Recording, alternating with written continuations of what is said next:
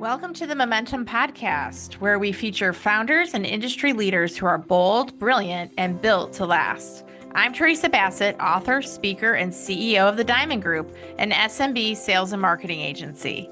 I'm here to share real stories and strategies from founders and leaders breaking through to their next level. I love helping small businesses grow. My mission: to help entrepreneurs just like you build sustainable, scalable businesses that align with your purpose and create lasting impact. On this show, we sit down with small business owners, growth stage founders, and change makers who are navigating the messy middle of scaling. Episodes typically run about 30 to 40 minutes, packed with insights, practical takeaways, and raw conversations. Let's get into it. Well, welcome back to the Momentum Podcast. I'm Teresa Bassett, our host with the Diamond Group. And, I get the distinct privilege of learning about entrepreneurs' journeys on this podcast. And, we talk to a lot of different 6, 7, 8-figure business owners, and everybody's coming from a different place, going to a different place. And it's just endlessly fascinating. So I'm super excited today because I get to talk to Marshall Doyle. Marshall and I met in the course of a journey on mentoring and coaching relationship. And I know we'll talk more about that, Marshall, but my goodness, you have so much to share with so many people. So thank you so much for being here with me today. Teresa, it's always a pleasure to spend time with you. And, this serves so many people when we can share our stories and the great stories that you've had and the great stories that we're going to share today. I think it enhances people's lives, which is important to me. Yeah, absolutely.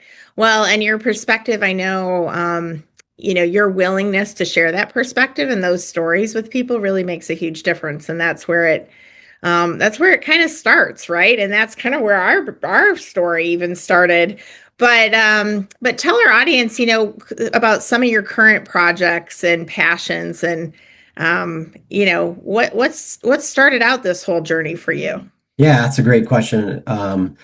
So I'm nearly 60 years old now, and I'm looking at life a little differently now than I did when I was younger. I'm looking at in life in a series of seasons. And the way I've seen it so far is I'm in a third season now. And so let me just tell you a little bit about the first season and the second season and the third season. I love that. Is that okay? Yeah, definitely. So the first season, which I'll go into the childhood just for a moment, so you can understand, I grew up the stepson of an Army cook after my natural father passed away before I was born, when my mom was pregnant with me. And then my natural mother died when I was in third grade. And Wow. so my stepfather, who married my mom when I was 2, raised me, him and his 4 wives, through divorce. And so, had a fairly rocky childhood. We traveled a lot because he was in the Army. And I tell people all the time, I went to 16 schools in 12 years. And, I have a habit of looking back at things and pulling the positive from it. That's just kind of how I roll. And so I love that about you. yeah, I love it about me too, actually. So, it's, so many people can bury their hands in the sand when they've had something challenging. But for me, I just look at, the evidence of who that made me. And some of the things that are highlights that really I enjoyed about it is I make friends really easily, moving around a lot. I make friends really easily, on the positive side, I'm a very friendly person. My wife, Patty, jokes with me all the time. Like, he goes to the grocery store for milk and he's gone for an hour because he made good friends with the clerk, while he's there. And Oh, I I love just that. love people. And so that's kind of how a trait that I got from there. And so through childhood, we were very poor, moved a lot, never owned a home, never owned a vehicle that was probably newer than 10 years. And so it was a tough life, with divorces and stepmoms and all the stuff. I have 5 brothers and 3 sisters, and I'm an only child. Wow. And, that takes a lot of explaining, which we won't cover today. But the bottom line is, what happens to us in the early part of our lives is defining in some way. And we can allow that to be defining in a negative way, or we can allow that to be defining in a positive way. And Fortunately, I got enough genes from, my parents, to take the positive route on that. And so, fast forward to, end of high school. College was never in our conversations as a family. It just wasn't even, Sounds like you were in survival mode. yeah. College is like, yeah, And I was, probably the furthest thing from your mind. yeah, it was, Yeah. and I wasn't a great student in high school, although I had the ability to be a great student, several times. I did okay. I got through high school, but so I joined the Air Force when I was a junior in high school, Hmm. and delayed enlistment program, and I left in June after I graduated from high school, and after I checked my book to make sure there was a diploma in there, and so I joined the Air Force. The Air Force was a great learning opportunity for me. I spent 4 years in active duty and then 5 years in the Air National Guard afterwards. And I look at that as that was part of my college. That's how I learned. Yeah. And It's probably a little refreshing, the structure after all of that moving and, in and out of different schools and different, step parenting Mhm. relationships and all of that, that I would think that the armed forces would have added some structure to that. Definitely structure. The other thing is, a level of belonging, a level of relationship that I honestly never experienced in my life. I That spent, makes so much sense. 3.5, 4 years with these same people, and I'll just kind of flash to a few weeks ago.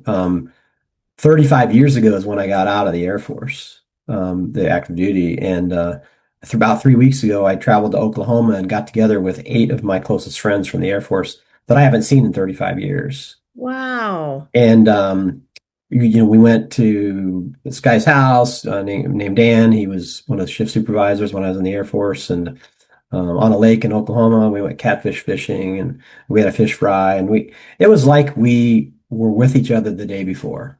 And so Like no time had gone by. no time had gone by, and of course, Facebook wasn't a thing back then, and we Yeah. somehow found each other, through that over the last few years, and been wanting to get forever. One of our colleagues passed away. And so finally we said, look, we can keep talking about this, or we can do it. And so Good for in a you. matter of a few days, I jumped on a flight to Oklahoma and Yeah. joined the other 7. And it was a blast. So the Air Force was really defining for me, and really helped me evolve. I got a job after the Air Force, temporarily power washing sidewalks for a property management company, while I was waiting for a civil service job as a hydraulic or fuel systems mechanic out at the guard base. And that never really evolved. And so I stayed with this property management company and grew into a service role. Then I grew into an assistant supervisor role. And I was only there 8 years, but I spent 6 years as their operations manager. So after 2 years, I became their operations manager. And that was an education in itself. I learned Yeah. a lot about business there, and a lot about what not to do, a lot about what to do. And we grew that company from about 40 employees to, I think it was over 120 or something like that. And Wow. I had a lot of responsibility as a young chap, I would say. Yeah. And I learned a lot. And then I got an opportunity through one of my brother's good friends. His mom was the CPA for a company called CalCert, calibration company. And the owner wanted to exit and wanted to sell the company. And I had touched a little bit on calibration when I was in the Air Force, I was going to say, probably in your armed services, you got exposed to a some of little the bit. I knew what it tricks. was, and Yeah. and so my brother, knew that, and his this family friend, his best friend's mom, it was their accountant, and so she introduced me to Fred. Fred was the owner of CalCert, founded that company in 1976, and he wanted to sell. He had one employee and a temp, and Mm. they were doing about 300,000 a year, service company doing calibrations. And so we made an agreement for me to go to work for him for a year and buy the company from him. And Wow. and I remember borrowing a little bit of money against my house. My wife and I clearing the boards financially. We sold her minivan that we had a payment on, and we didn't want a payment going in. We kind of knew we were going to need some cash flow, and so we made the decision to buy that. I borrowed $25,000 against my house, and All in. as you All learn, in. when we go a little further, it Yeah. worked. So, Yeah. so that was Wow. really the first season that got me into business. And And I grew that business a lot on principles I learned in the Air Force and on principles I learned at the property management company. And we started growing quite rapidly. I was really good at customer service, really good at understanding what people needed, and so I leaned into that. And I would share that, that was in 1999. By 2002, I was talking to a bankruptcy attorney. Mm. The business had grown rapidly, but we were running out of cash, and things were really not good financially. And of course, it was affecting my marriage and everything. And so, and I talked to the bankruptcy attorney. They kind of laid out what I was having to deal with and what we stood to lose. And because I had liens against my house for the business, we stood to lose a lot. Yeah. And so my wife, bless her heart, basically kept giving me these brochures for the Small Business Development Center, which is a business coaching organization that's funded by the SBA and local colleges. And so I went to them and talked to them with free coaching or counseling, and they said they looked at my financials and everything else, and I wanted to get a loan, and they like, you can't get a loan, you know. But they said the good thing is you got a good business here. We got to do a turnaround. So that was my first experience with a business coach, and that's where I began to That's so understand the cool. value of a business coach. Yeah. I actually love that in that story you were led there by Patty. Yeah, led, pushed, shoved, whatever, whatever Go you call it. this way. Yeah. We were working in the business together, so the stress was, tremendous. And we've been together since high school. We were 17, when we met, and we got married at 20. And so she's been, part of my life for as long as I can remember, and a big part of, who I am. God bless her for keeping her finger in there and keeping keeping you moving. Yeah, well, honestly, I'm surprised she's still with me with everything that I did. But it's that's a whole nother story. We're doing good.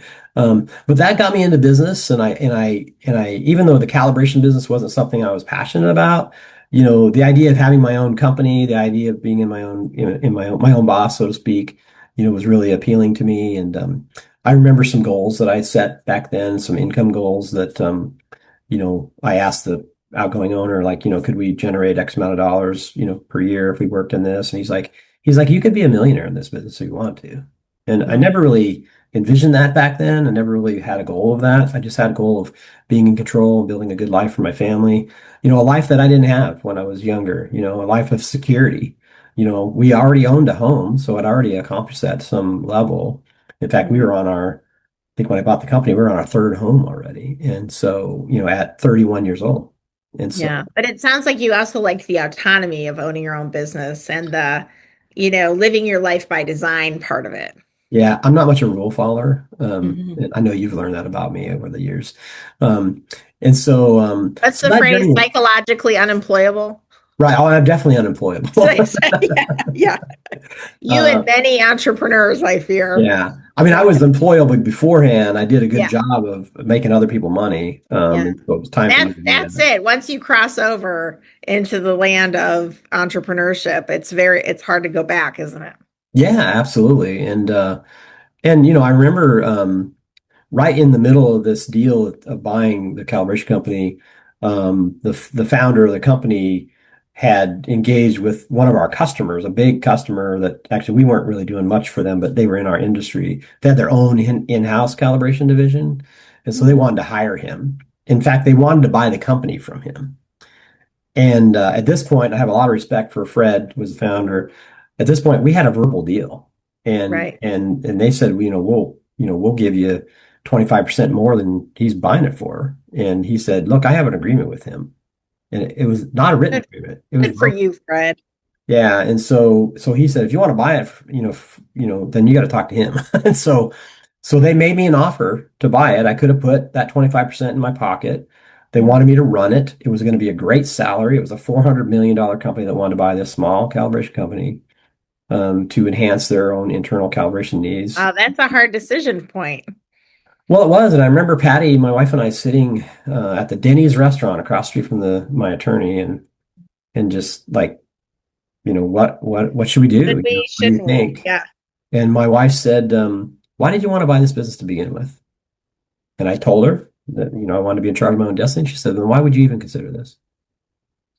And I honor her for that. That was amazing. So having someone that's supporting you, Mhm. in your vision and what's there, and having someone that can ask you those hard questions to keep you grounded, it's Yeah. really valuable. And Well, so and then also the fact that it sounds like she already probably knew the answer to that question on some level, and she always knows the she answers was to the question. prepared to support you with the answer, Yeah, right? she always knows the answers. Yeah.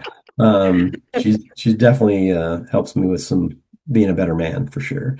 Um, but that was the beginning of my journey as a business owner, and I ran that company for 26 years.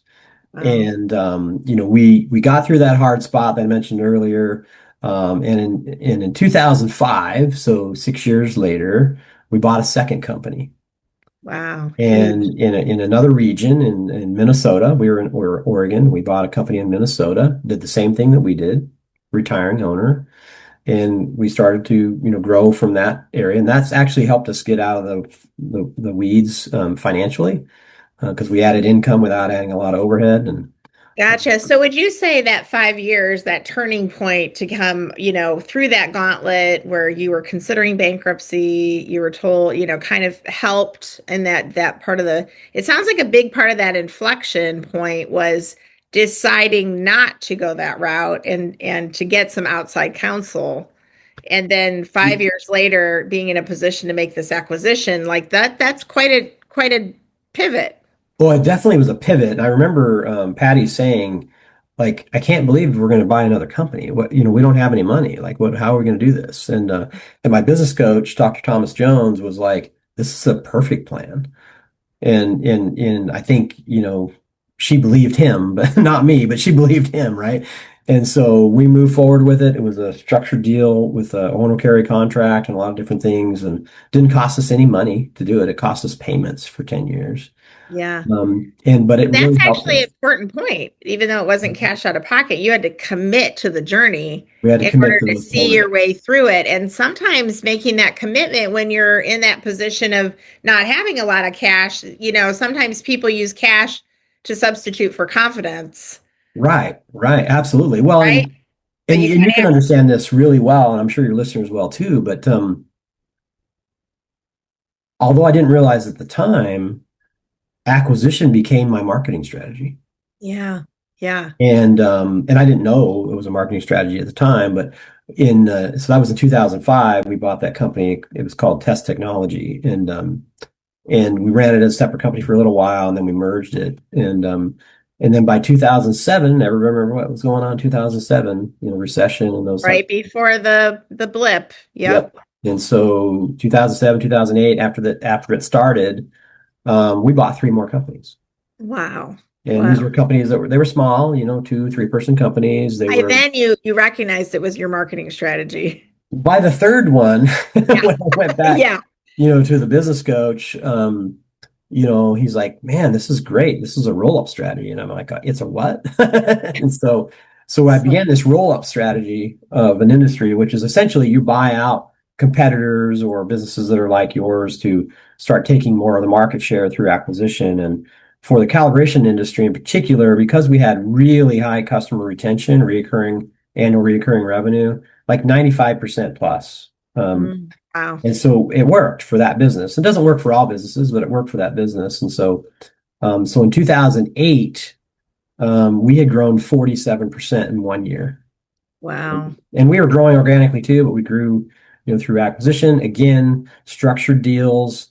I think at that point we had a little bit of cash to put down, but we really did owner carry contracts is how we did it. Yeah. Um, It makes me so think of the positioning and the confidence. Like you said, you could see you had something that worked, so you knew that if you doubled down on that strategy, that you could make it successful. I think a lot of people start wobbling in those places because they don't necessarily have the confidence to move forward Mhm. into those places. Yeah, absolutely. And I think that, when I go back to, these three seasons, I think the second season really started when we bought that third company because it Interesting. really changed or made me realize that we had a strategy that was working and that we Yeah. could really, we could really move this forward. And so it became a season of acquisition. I just kept doing it. It kept Kept going. acquiring. And so by 2014, Mhm. 15, maybe, we bought 17 companies.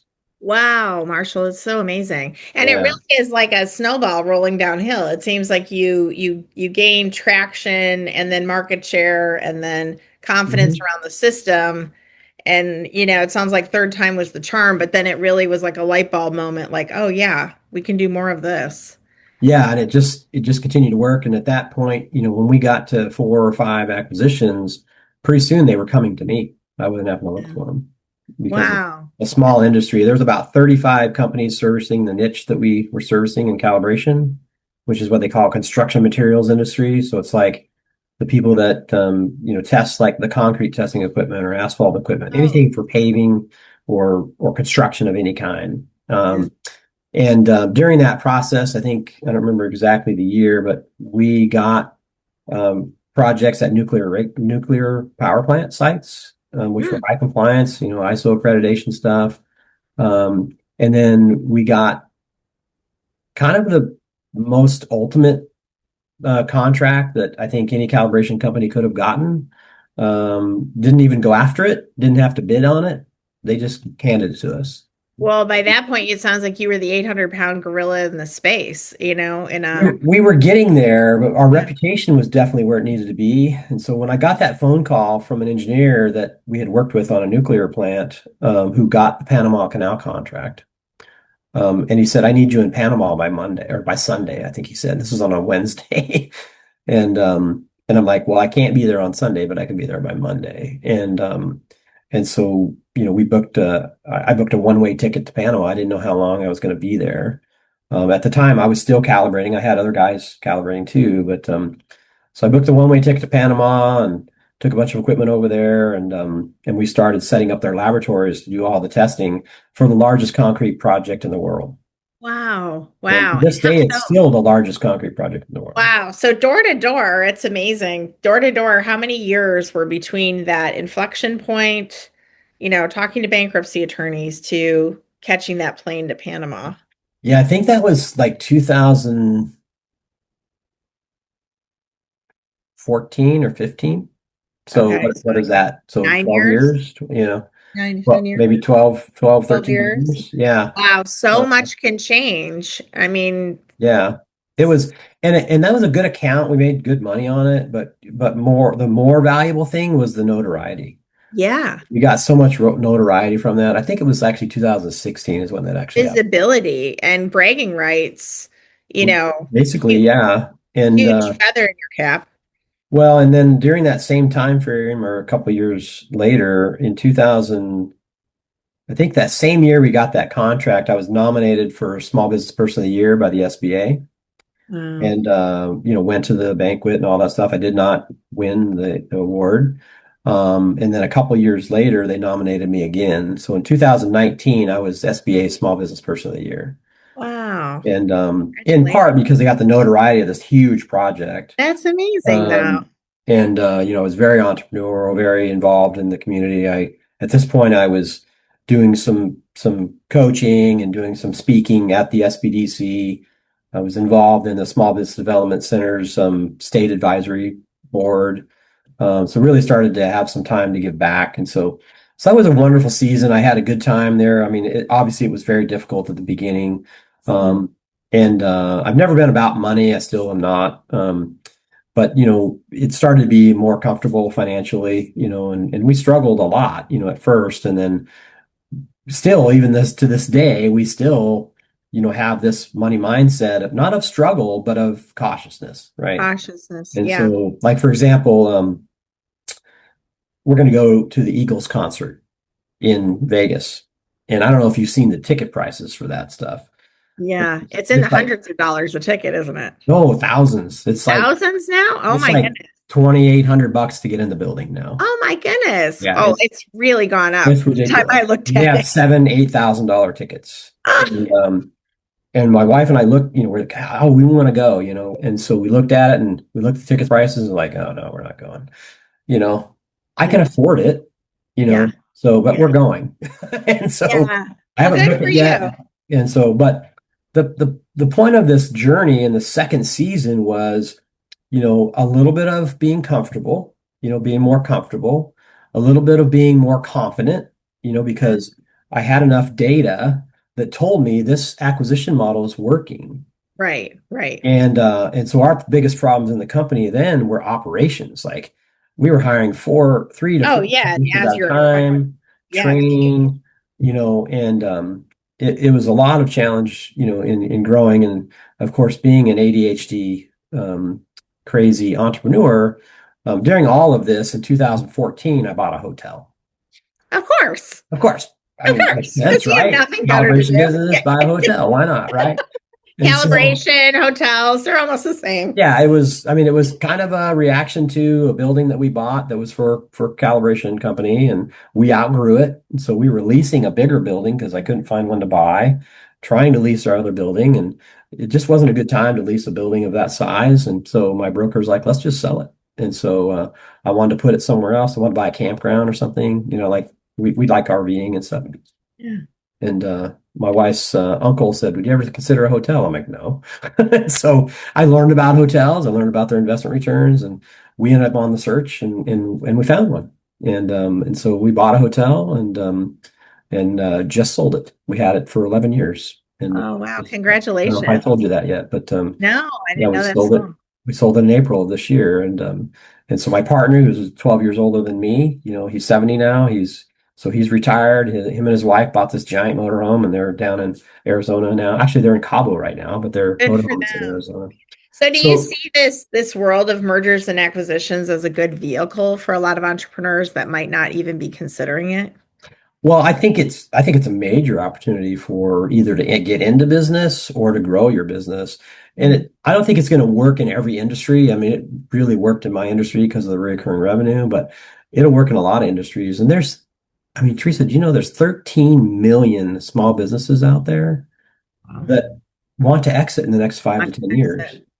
Yeah, and I know I've read statistics that say, and maybe you were the one that shared this with me, that over 85% of small businesses just close. They just shutter as soon Yeah. as the owners retire because they don't, and they might have been in business 35 or 40 years, but they don't package to sell. They don't know anything about that world and they don't consider it, and they don't necessarily have family to leave it as a legacy Hmm. for. And so they just close the doors and retire. Yeah, they don't have the sophistication level to have planned it or understand the exit. And so many people think they're going to live forever and they're just going to, work till they die or whatever. And And that feels that's not. like a shame though. That feels sad to me because there's so much blood, sweat, and tears, obviously, in your journey, all those seasons that you're talking about. I mean, the energy, the effort, the emotional, input, and even if calibration wasn't your passion, you Hmm. put a lot of time and energy and, effort into that business. And, wouldn't it be a shame to go through all of that and then just close it the day you want to retire? Right. Yeah. And many of these businesses, that I bought were, older gentlemen that had done it their whole lives. They had small teams. Most of the acquisitions were like less than 4 employees, not all of them, but some of them. And I began to realize that even though I felt very grateful and very excited that I had this opportunity to grow my business through this mechanism, including the very first business, then I started to realize how much I was helping them. Oh, yeah. Interesting. And and that honestly turned my fire back up, Yeah. to buy more. So, Yeah. and it wasn't, I remember my uncle, we'd talk often and we'd go to lunch together and he'd say, when's enough going to be enough? Because I'm this But it one. wasn't about the numbers, and it sounds like it never really was about the numbers in the first place. But if you're helping them have a quality, bridge out of their lifelong, business, Mhm. growth journey into maybe a better next chapter for them because they got something for it at the end of the Yeah. path. Well, they got cash flow, obviously, which they wouldn't have otherwise got other than just selling their equipment. Most of their equipment we threw away because it was so old. It doesn't really work. Yeah. But it's the customer relationships, and they got to have a solution for their customers. Um, But I think it's a matter of pride too. When you sell your business and as opposed to just closing it, it's a matter of pride. And so I really felt for these gentlemen that, that were in this situation where they hadn't planned. I remember one guy, um, the well, there's two quick stories. One, this guy in Denver, we talked for several years about him retiring and buying his company. He was like 72 years old. And I remember sitting in a Mexican restaurant at lunch with him in Denver, and his name was Don. And I'm like, Don, we've been talking about this for a long time. And all the while, there's competitors coming into Denver and they're taking your business. And I'm honoring our friendship, and I'm not doing anything to grow in this area because I have a relationship with you. Um, but you're not going to have much to sell soon. Yeah, you're losing market share just by doing nothing. Yeah, and so I remember we're sitting there, and I said, do you know what you want for it? And he said, yeah. And he said, yeah, I've talked to my CPA. This is how much I want. I'm like, okay, well, I'm going to need some information to do that. He says, hold on a second. He pulls out his flip phone. Yeah, I had a BlackBerry at the time, but pulls out his flip phone and he makes a phone call. And he says, I can't remember the guy's name, but he's like, hey, Bill, it was a CPA. He goes, I'm with my friend Marshall. He's going to buy my company. I'm going to hand you the phone. He's going to tell you what he needs you to send him. He Nice. handed me the phone, and I told him what I needed for financials and all that, and told him my email address, and he sent me all that other stuff. And within 6 weeks, we bought his company. Wow. And he spent some time with us a little bit with some training and transition for a little while, and then he retired. And Wow. But I he had can been tell you, talking about it how long before that? How thinking at about least, it? well, so I met, this is going to be funny. You're gonna laugh at this. So that was in 2008, I think. Okay. Um, I met him in 1998. Wow. I worked for Fred, which was part of our 10 plan to get years. by. Yeah. At a manufacturer's training in Pennsylvania, I met this guy, and he was talking about it then. And I sent him a letter, like, actual letter, like a snail Yeah. mail letter where you put a stamp Yeah. on it and stuff. I sent him a letter saying, hey, I bought Fred out, and I know you're talking about retirement. When you get a little closer to that, I would love to talk to you about buying your company. Wow. That probably stuck in his craw all those years It later. did. And it Yeah. was the beginning of a great friendship with him. He was a very Wow. interesting guy. And then in particular in Denver, they were doing a huge construction project. They built 25 new bridges and all this stuff. And so it was inundated with work, and he couldn't keep up. And so he kept calling me saying, hey, I got customers that can you come and help? And I was getting business from him, to come and help. But other people were coming in too. And so it was just a time where we were helping each other and became friends. And the first one I did in 2005, we talked for 5 years, Yeah. and Well, until we were ready. that So, goes to speak to the value of, to your point, relationships and, just creating the win-win. So if somebody was out there, maybe in that guy's position in 1998, and he's starting to think about retirement, what kinds of questions would you prompt business owners to start asking themselves if maybe they never considered selling their company? What kinds of things do they need to start thinking about? well, that's a great question. A big part of what they missed is actually having some sort of an exit strategy. You know, when we're young, especially men, I'm just going to say that men, we think we're going to last forever, right? And Abominable. and so we don't want to admit, something that we're very passionate about, something that obviously has been something we built from the ground up. That someday we're going to have to make a decision not to do it. And so most of the guys that I bought out, and they were all guys in this industry, most of them were in their 70s. Okay. And so at that point, I'm just saying, when's enough? When, and I would ask them some of the way I funded these with through owner carry contracts, and there's some inherent risk with that for them, right? They got to trust me that I'm going to pay them. And so I'd ask them this question, and I do this now with my clients as I'm coaching, because I'm coaching for growth through acquisition. And I ask them, so if this was a job, would you just quit and walk away? And like, yeah. Like, okay. So what if you could sell it to someone who didn't have any money, but could pay you in payments with the cash flow generated from buying it from you? How does that feel to you? And so many people think that when you sell the business, it's got to be all cash and it's everything there. And there's certainly a place for that. But for these smaller businesses who didn't have a plan, Right. It's almost too late for that. A broker's not going to help them. They're not going to find someone because they're just buying a job, Right. right? And that was certainly my first couple. We were buying a job. But in the way that you're talking about structuring it, it acts as such a blessing to them because it actually acts as an annuity, really. That's basically what it was. And so Yeah. made them payments with some interest involved in it. They got some cash flow for a while. They got to hang around at whatever level they wanted to. So if they wanted to hang around as a contract calibrator for part-time, they could do that. I remember this guy, Don, he liked to go to the hot springs in I can't remember where it was in Denver, but somewhere in Colorado. And so he did that route where the hot springs were. Oh, that's So he'd great. go do a few calibrations and Yeah, then he got to pick and choose the parts he wanted to do, get paid some money to create some cash flow for his family, and also have a sense of purpose in that and yeah. pride in his And in business. his words, he got to soak his bones in the hot springs. Yeah. And so, and I remember him telling me that, The icing on the cake. yeah, well, that really put him in touch with God, when he was in Oh, the wow. thing. So, that was important to me as a Christian, and it was important to him. And so it was a fun journey. And this second season it was still hard, it was Yeah. still challenging, but it was rewarding to not only get to know these wise, older, guys. I mean, I was in my 30s, and maybe early 40s when this was all happening. And so, these were wise old guys. Now I'm the wise old guy, right?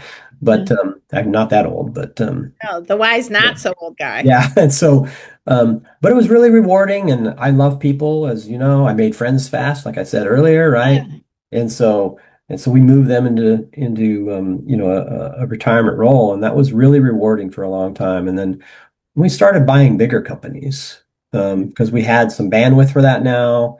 We built enough profitability. We were able to do that. We had a little more money to do those things with, and So I sense a third season coming. Is there a continuity piece? Are you going to keep buying or are you shifting into something completely different in the third season? well, we started the third season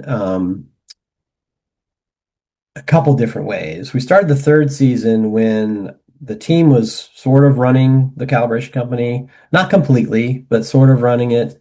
And my daughter had entered the scene, and we started buying other companies. So we bought a welder repair company that my daughter ran. That was kind of her cutting her teeth on company. So you started diversifying the portfolio. Yeah, so we just, and it's still aligned, like the same kind of database, customer base. And so we bought this welder company, and then we found another element of that repair business that was missing. And then there was a referral partner that we used that wanted to get out of the business ownership. And so my daughter and I worked on a deal to merge with them. And he became 15% owner of the surviving company. And that was a buy and sell deal. And so we owned that business for about 3.5 years, and I think we 4x'd the investment, Oh, not only for us, but also for this other yeah. owner. Yeah, he got 15% of a Yeah. bigger pot. Yep. And he was in trouble financially when we put all this together. He had some, because he knew the technical really well, but he didn't know how to run the business. And so we brought that to the equation. My daughter brought that to the equation mostly, but Oh, I love the win-win-win, philosophy, the methodology behind all of it, though. You're like, Mhm. finding these ways to not just help yourself or your family or, but to help these existing entities and their owners. Right. Well, that was the biggest thing that I did throughout all the acquisitions, is really tried to understand what the outgoing owner was after. What do they want? You Right. know, and when they'd say, it was just money, I'm like, well, what's the money going to get you? Mhm. And so we could really be creative in how we would do it. And some And people do so want the money to buy a giant RV so that they can they travel. do, yeah, they do. And one guy wanted the money to buy a giant boat, and I said, well, if I buy this boat and put it on payments, would you give me your business? And so we didn't end up doing that, but and I think he has his boat now, but we did buy his company. Um, but so this third season kind of began with me engaging with my son and my daughter. My son and I partnered in an IT company. So we bought a small computer repair store, and he started doing IT work with that. And so they're running those two businesses now, my daughter and my son, Wow. and they're doing great. And both of them are, they should, well, the IT company is well over $1 million in revenue already, and my daughter's company will be that by the end of this year. Uh, and and so I'm really proud of them. They worked hard, I was gonna say you have to be so proud of them and everything that you learned that you turned into lessons that you were able to expose them to and pass along to them. It's really phenomenal. Yeah, and it's been this great season of helping my family create that security that I so desperately worked hard to do that for my family after having the challenging childhood. And so, when you start to get to a area where you're comfortable, and you've met the goal Right. to help your family. And so one of CalCert's missions was to provide opportunities for passionate people to thrive. That was our vision. Has nothing to do with calibration. Right. It could be Right. apply anywhere. But Mhm. that started out with providing opportunities for my family to thrive. Yeah. Then it became the employees to thrive. I And love it. now it's for my grown children to thrive Yeah. and my Yeah. three grandchildren to And perhaps I'm thrive. sure your definition of thriving evolved throughout those years too, because when you first come out of survival mode, you think survival is thriving. And then you realize, oh, Yeah. wait a minute, there's so much more available. Well, and that's where my mission today evolved from. Mm, And my first business coach used this language, and when he was towards the end of his life, he's passed away since. mm, He used to always say that he wanted to help small business owners find joy and wealth. mm. And so, with his permission, actually with his encouragement, he's asked me to carry that on. Oh, I And so love that. that's in my language, and I've taken the word small out because we work with bigger business now, but really help businesses enjoy or find joy and wealth. And because so much joy can be had by having a great business and never build the financial security, Right, or so right. And much when you financial first security said it, you I don't, you're wasn't sure not if going to you said, enjoy yeah, I wasn't sure if you said joy in wealth or joy and wealth. joy And and wealth. I love that it's and wealth. Yeah. Yeah, because sometimes it's one or the other. Yeah. Sometimes you have to work so hard, you're sacrificing so many things, that you don't have both. So, you build tremendous wealth and you didn't have joy in doing it. And everybody has a different iteration of that. I mean, there was a period Oh, of yeah. time where I was working my tail off to build wealth and we weren't having a whole lot of joy. And Right. Patty and I, we talked about divorce a couple times, because it was so hard sometimes, and it was a traveling business and everything else. Fortunately, we got through that. I'm so glad you got through that. Me Yeah. too. Me too. I think she is Yeah. too. I think she is too. Um, Yeah. and so, but that was so that in this third chapter, as we're doing this stuff, so I sold the calibration company after Gotcha. 26 years, Wow. and I sold it to a private equity. I partnered with private equity. I still own about a little less than 5% of the company. Wow. Talk That about a created, snowball rolling downhill. That's a huge yeah, advantage. it was Yeah. crazy. Yeah. And that 26 was years, you said? 27 years? 26 years. Yep. 26 years. Wow. 26 Wow, years. Yeah. Marshall. Congratulations. It was, gosh, it went by fast, Teresa. Yeah. Yeah. And, and so, when we sold that business, that created financial stability for several more generations of the family. Mm. Um, Mostly because, I mean, it was a fair amount of money, but mostly because the way we live. I'm not an extravagant person, and my kids aren't either. We live modestly, and I mean, I have a nice home. I have two nice homes. We do nice stuff, but nothing too crazy. No Ferraris. Well, to your point about the joy and wealth, wealth isn't necessarily a guaranteed road to joy for a lot of Absolutely. In people. fact, it's probably bad for it sometimes. So Yeah. yeah. So to your point, like you have to cultivate a gratitude and a recognition of where does true joy really come from, Mhm. separate and apart from the money, Yeah. Yeah. right? And that's what creates the sustainability for generations to come, I think. Absolutely. Well, Yeah. and part of this third season, as I was transitioned from the second season to the third season, I was doing more business coaching. That's when we met. Yeah. We were doing some business coaching for a group out of San Diego, I and think I met you fairly close to the beginning of your not too far into your tenure pretty in that close. I've been doing it for couple five years. years. 5 years Okay. I've been doing Yeah. it. So, I um, met you 3 years ago. okay. So yeah, so I was still practicing then. Yeah. So I'm a little better at it I was now. one of your guinea pigs. Yeah. Oh, the first round they were really guinea pigs, but um, I would like to say I had some positive effect, but I wasn't very good, I don't think. But I think that was part of that season of coaching, and I just fell in love with helping business owners. And now that I think about this, just this moment, and thinking about those owners that I was helping by buying their companies, Yeah. you know, I think that's the root of what my vision has been, since then, just not even realizing it. Yeah, that's And so I so get so so how much would you joy from that now. yeah, so how would you articulate that? Was that unlocking a path for them, that showing them shining a flashlight on a path for them that they didn't see possible for them? Yeah, I think that was part of it.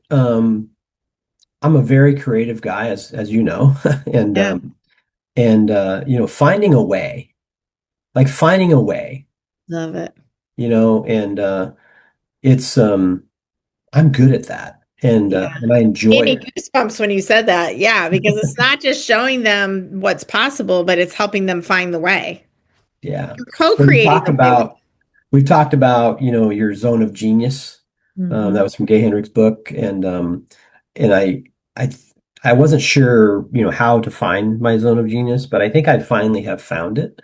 And really helping people, find strategic and creative ways to find that joy and wealth, is a big part of what lights me up. And I think that's a gift I got from God. And uh, Yeah. and so I'm trying to do his work and make sure, that I do that in a way that, that helps, good people. And so I've had that ability to do that. At the same time, during this season, I'm giving back to my wife. Yeah. I'm limiting the time. I only work on the coaching, 2 to 3 days a week. We have a few trips and whatnot. In fact, I'm downsizing that a little bit more right now, to less clients, and that's I think this is starting to become towards the end of that season three, Mhm. and there is a season four coming. There's a I'm not season sure what that is four. exactly yet. Still Yeah. trying to figure that out. Yeah. But I'm season four excited. is, I think it is really involving a lot less business stuff, Yeah. more about my health, Yeah. more about the health of my marriage, my connection with God, really working on that. And Wow. so I've been on this journey for the last few years. I've been getting the guidance to, ask the right questions, and Love really that, Marshall. discover. And financial success is um, The whole thing. not all it's all cracked up to be, honest. Yeah. You Yeah. know, it's Well, it's and to your less rewarding than you think. well, that's so interesting. And to your point, that fulfillment that may or may not come along with that financial success is as important, Yeah. and Yeah, it that absolutely purpose is. in It's it. let me take a little drink of water here. Yeah, Um, take your time. Well, it you're sounds like making you're me talk a lot here. I don't know. well, no, it's perfect. It's exactly what it needs to be. And I think you've shared so many amazing things. I think of the business owners that might be listening, maybe people who have never considered acquisition as a marketing strategy, business owners who never considered selling at the end of the road and just were planning on retiring. I think of business owners who, maybe feel burnt out in one of their seasons and feel like, oh, I don't really know if I can recreate myself. I don't really know if I can find a new identity. And I think, you're offering so much hope to those business owners to go, no, wait a minute, there could be maybe they're already on their third season, but maybe there's a fourth and a fifth that they just haven't discovered, Yeah. you Well, know? and some people don't realize, they think that I'm gonna have a client I'm working with right now, and she, I think could never even imagine her not having her business. Hmm. And I've been working with her about 4 years, and the other day we were just talking about it. Like, imagine life without the business. Like, let's look at the mechanics of how that works, the financial structure of that. Like, could you just, sell this and be done? Like, and would that be okay? Well, And you said something that really resonated with me before we even hopped on camera, that you said, the calibration business wasn't really your passion. It was the business of being a business that was your passion, that you didn't have identified. And, I think about my own journey, and, I came into the marketing agency space. I never was fired up about marketing agencies. I was fired up about helping people make sales with marketing as the bridge. Right. right, But I didn't know anything about the agency space. That wasn't ever on my radar. And I really felt, God pulling me into the agency space to be a help to my husband, right? To be a help to Kelly and to transfer my sales and marketing.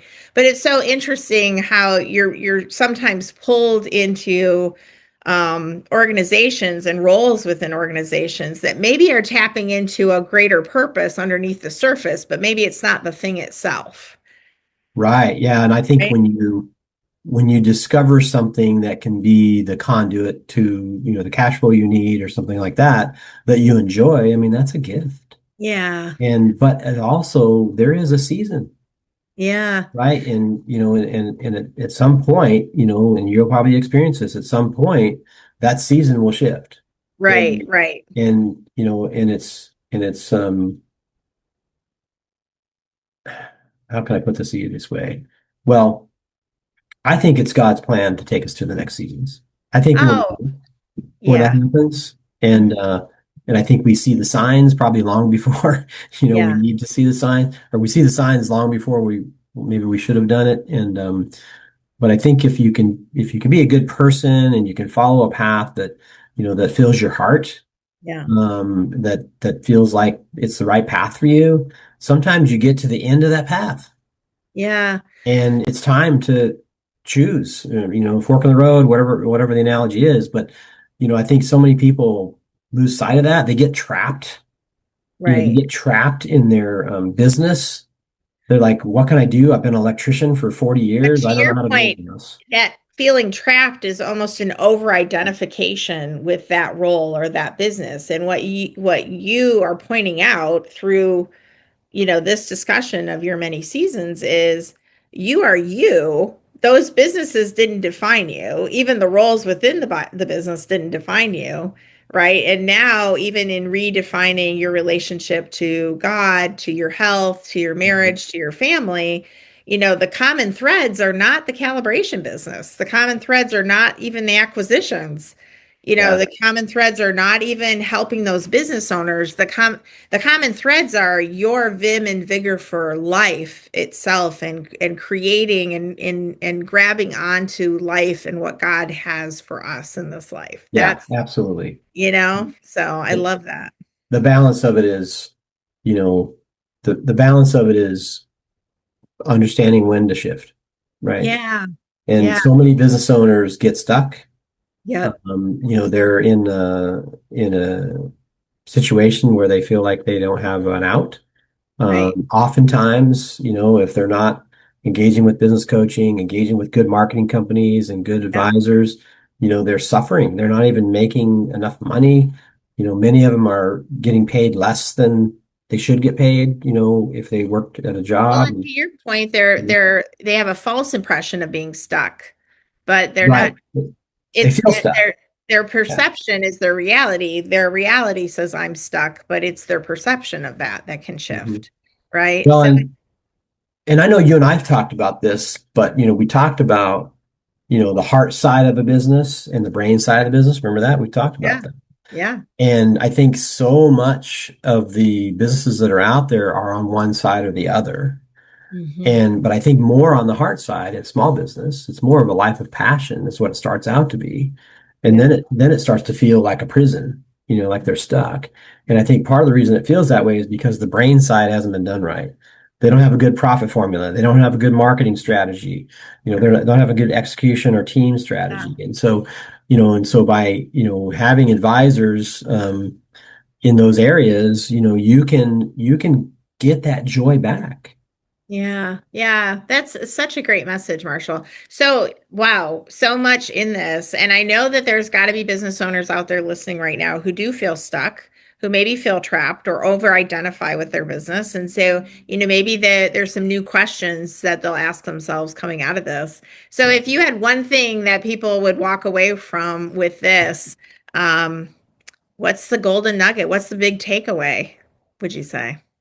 Well, I can tell you for me, I mean, I don't know if there's any one thing, but, I think you really have to stay true to yourself, um, true to your values, true to your goals. And, when something is no longer serving you, you need to find another path.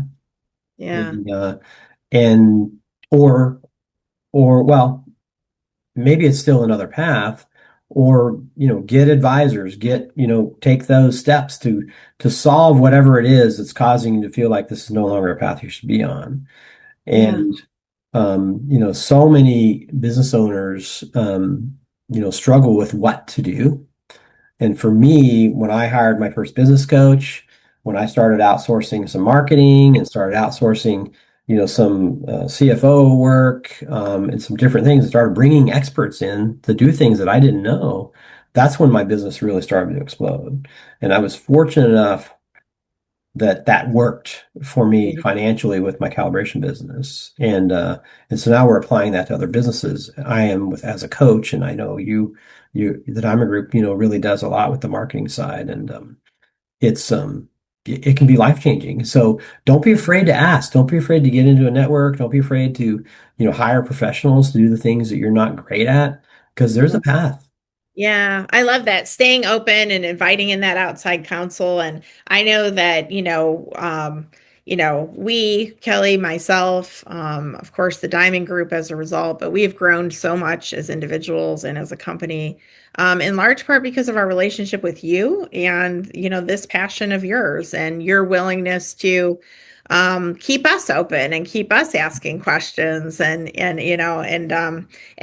thinking about things maybe from a different lens, a different perspective. So, well, I so appreciate you today. You've offered our listeners, I think, wow, so many things to think about, right? And a lot of hope, right? Because it's never the end of the journey. No, it's never the end. And, you know, it's been a joy, working with you and getting to know you. When you asked me to come on this podcast, it was a resounding yes, absolutely, I will do that. And I love both you and Kelly, and I've got a chance to meet your team a little bit too. And Well, when we created this idea, when I was thinking about momentum and I'm thinking about these stories, you were on the top of the top of the list, and we just started this, just a couple months ago. And, so you're in the top 10 of my first guests here. And, in large part because you do have such a wealth of wisdom and experience and, willingness to share not just the upside, but the moments in the road where there were gauntlets and speed bumps and wall sure. kicking moments. And I think entrepreneurs need to hear about those moments too, right? Because it's easy to look at it from the outside and go, oh, wow, well, look at Marshall sold his company and, he's sailing off into the wild blue yonder and it must all be rose petals. But, Yeah. obviously by digging deep into the story, all these seasons add up. They do. And quite honestly, if you're as a listener, I want to speak right to the listener right now. If you're running a business and something's not working for you, look for some help, and don't be afraid of that. Don't be embarrassed by it. We see so many businesses that went through the same things that I went through in my businesses, and that I'm sure Teresa went through in her businesses. And there's no judgment.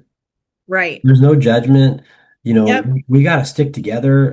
One thing that I'd like to share just at the very end here is that this business transition that's happening in the United States, this 13 million businesses, this will be an economy changing event if Mhm. we don't do something to help these businesses transition to new owners. And we've got these millennials out there that want a shortcut to everything. It's a great path for them to work on an acquisition strategy. And so that's what I'm driving to help I And that's love what my that. daughter's doing now too, because she learned Yeah. so And much I've heard people living. refer to it as the silver tsunami, right? Silver tsunami, yeah. It's a wave of baby boomers, transitioning out Mhm. of their business. I think it's the largest generational transfer of wealth Absolutely. in our history. And I think you're right. How exciting to think about millennials and Gen Yers and Gen Z being positioned to, command their own destinies. And we know what Yeah, the gift entrepreneurship is. And I know for me as an entrepreneur, one of the greatest gifts for me is being able to create meaningful employment and a vehicle for people to live their best life, and I feel yeah, like the gift of employment is a profound gift to absolutely. me. And these next Profound. generations, I'm a little jealous of them because they're really focused on their life quality and they're really focused on having experiences. And our generation, we didn't really do that. We jumped in to work hard and wanted to buy a house, want to do those things. And this other generation, even though we kind of badmouthed them a little bit for a while, I think they've got some more things right than we realize. And Yeah. your listener, if you're hearing this and you have something you need to solve, by all means, find the path to solve that. Don't be, Find some help. you Yeah, know, absolutely. So where would you point people to go? Where could they find you and your consulting or coaching services, or okay. what coaching and consulting services would you point them towards right now, Marshall? Where they Yeah, can so for learn? me, although I do some coaching for a group out of San Diego, I am really niching down to the growth through acquisition or preparing to sell marketplace. We're doing that through a company called Strategic Business Coaching, and that website is sbcoachingllc.com. Okay. And my daughter is at the forefront of that company. I'm kind of in the background, but she is honestly a better coach than I am. She's just more structured and disciplined and younger, got more energy. And so, if you're looking for help in the acquisition world or those types of things, that would be a great opportunity for you. If you want to reach me directly, my website is called Beck. It's Beck Investment, BECK investment.com. And jump on there, check out the little cute little website I have. Great. It's doesn't say much because I'm not looking for a lot of business, but you can learn more about me. And if this is something that you want to connect with, that's great. One of the first things we're probably going to tell you is you need to do some marketing, and so I'll be swinging it back to Teresa. No, It's that's good. So great. SSBcoachingllc.com. SB as in small business. Yeah, SB Coaching LLC SB as Coaching in Small LLC. Business Coaching LLC. Gotcha. And beckinvestment.com. And Beck Investment without an S at the end.com. Yep. Okay, I love it. I love it. Well, I do think people need other people. It takes a village to acquire a business, to raise a company, to go to the next level. So I love that you're encouraging people in this direction. And I know the seasons in my life as a business owner that I've had a coach or a mentor along my side have been my greatest seasons ever. And I wouldn't trade it for the world. So Absolutely. Well, thank I you wouldn't so trade much. meing you for the world. You, Oh, well, you and right Kelly back are at you, extraordinary sir. people. Right back at you. Well, Okay. thank you so much. And yeah, onward and upward.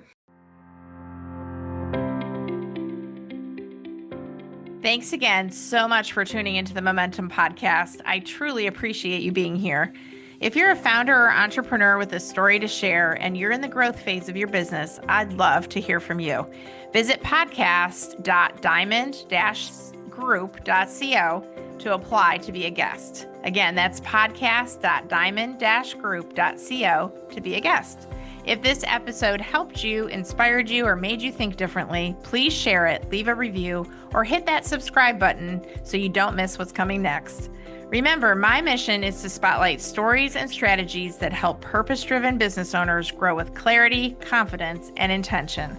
To learn more about the Diamond Group, you can go to diamond-group.co. I'm Teresa Bassett. Remember that I'm with you and for you. Onward and upward. I'll see you next time.